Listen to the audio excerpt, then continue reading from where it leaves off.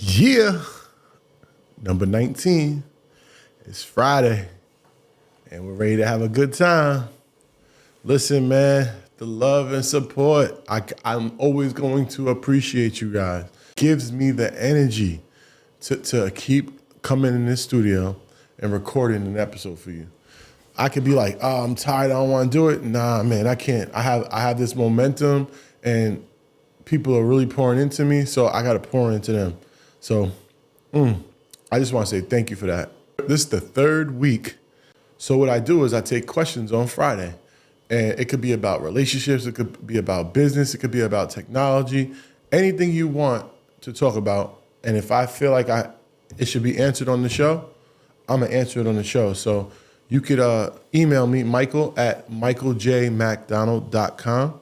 And that'll get to me. If you want to hit my DM, I normally can miss DMs, I'll be honest, because I just found out it was a whole page of requests that I don't even see. So, and it's so many that I can't, it's going to be impossible to get through them all. But so if you did DM me and you went into that pile, I'm sorry if I didn't respond back to you. But let me give you a gem. If you really want to get someone's attention, just comment on their picture, on their post, and say, listen, I sent you a DM. Most people respond to that, so that's a great way to get in touch with someone. So that's a gem.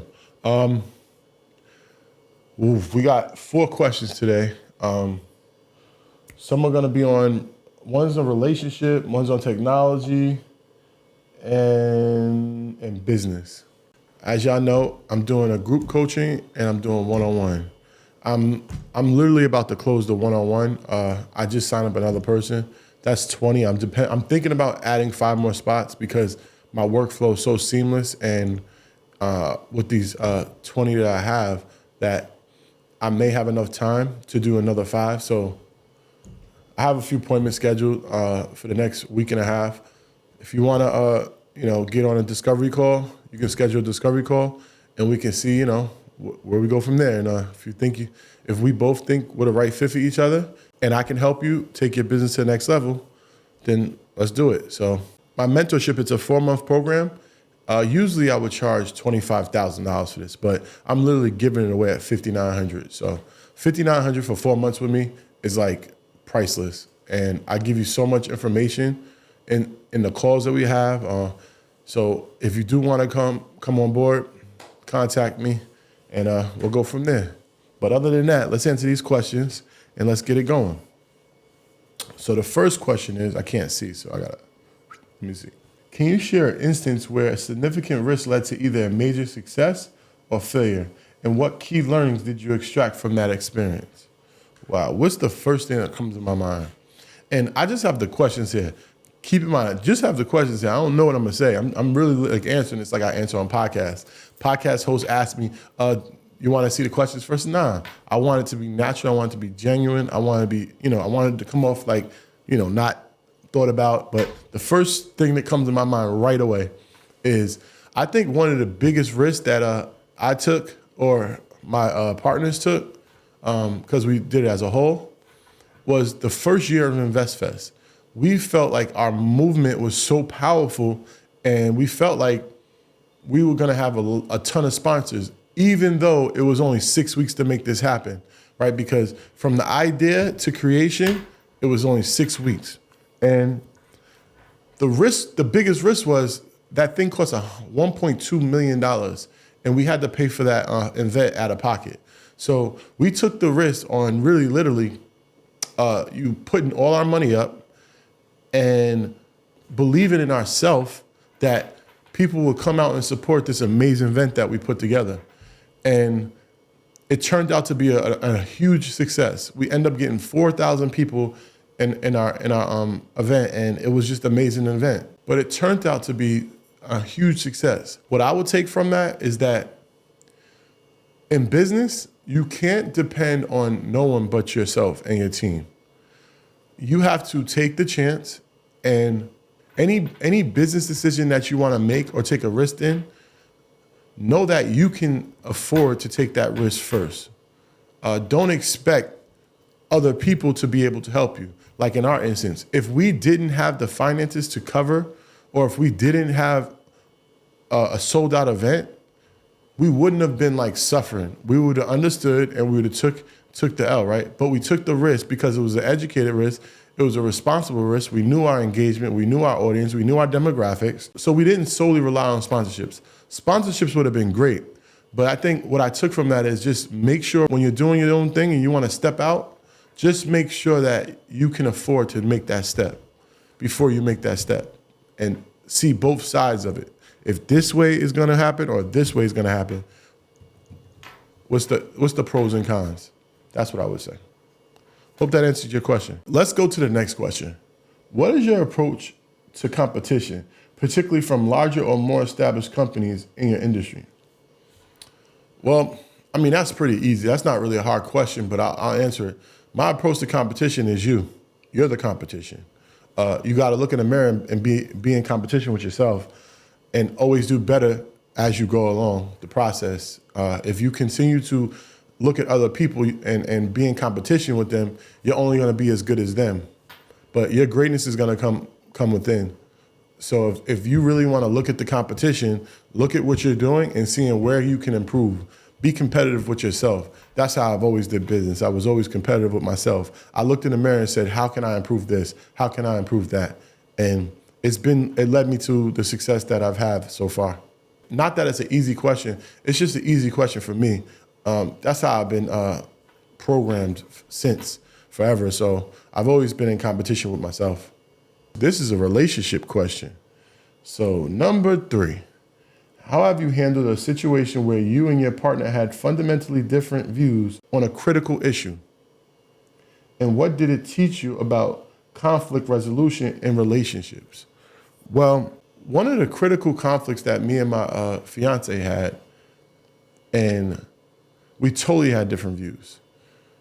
She's not a dog person, I am. I love my dog. I've had my dog for 8 years, going on 8 years this month. So she didn't want the dog to go through the whole house, have access to the whole entire house. She wanted to keep my dog down in the basement. In my mind, I wasn't really like stressing it. I'm like, all right, whatever. I must be spending most of my time down here anyway. I work crazy. So it's not like, I'm not gonna be here. She's gonna be by herself. So I was like, all right, cool. I'll give her that. I'm not gonna fuss or fight about it.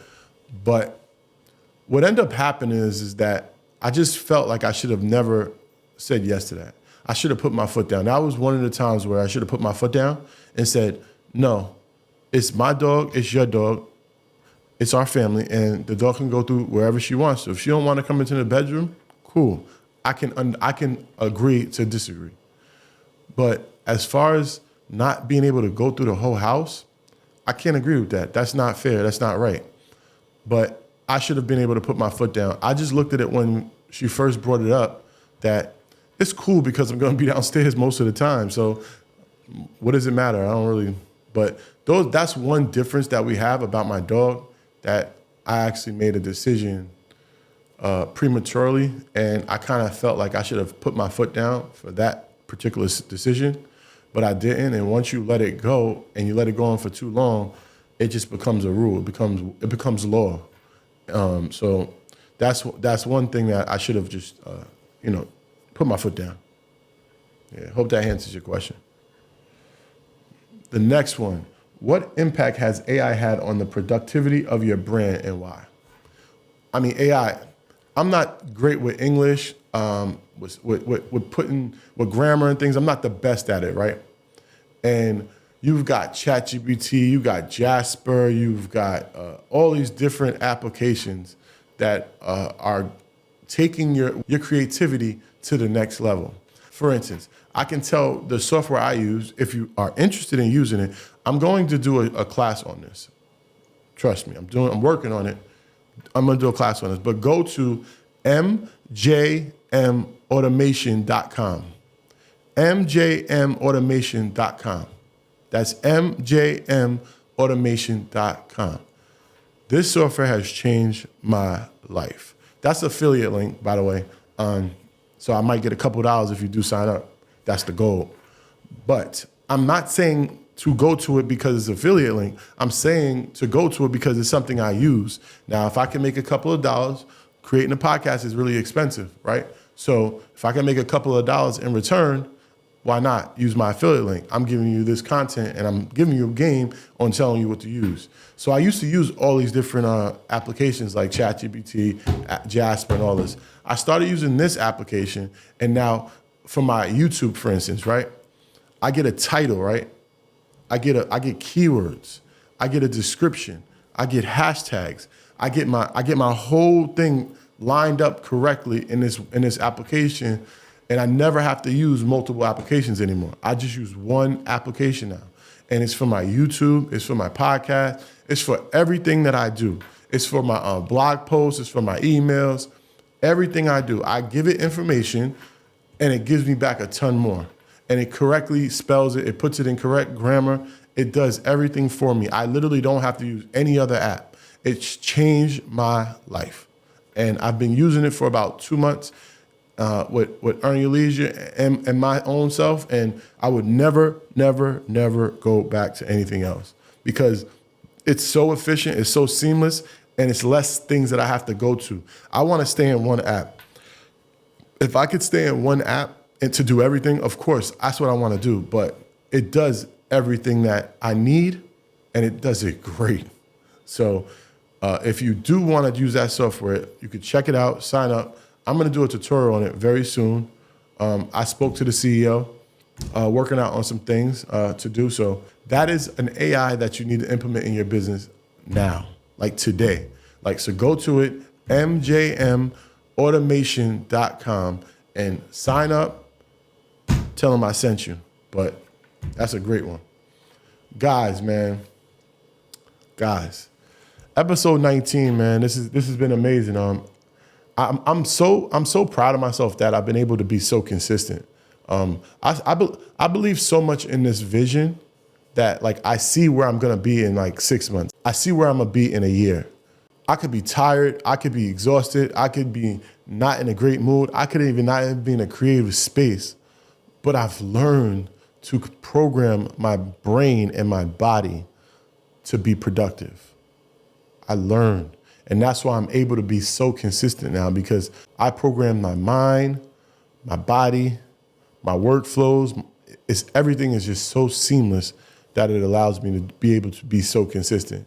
And you guys, if you are listening and you got to this point, I really appreciate you.